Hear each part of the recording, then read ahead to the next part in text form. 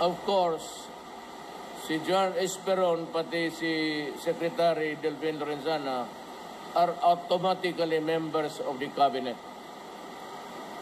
I am a president that seeks peace with everyone.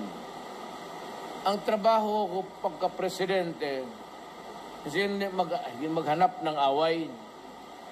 Ang trabaho ko pagka-presidente is tignan ko if at all na walang gulo ang Pilipinas. At kayo naman mga militar, there, ever ready to guard the integrity of the Republic, to protect the people. Hindi naman natin alam kung bigla na lang mag-away o may gulo.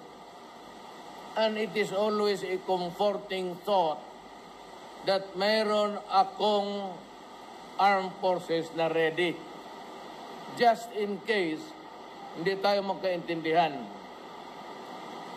Now, ngayon, ang presidency ko is puro peace mission ako.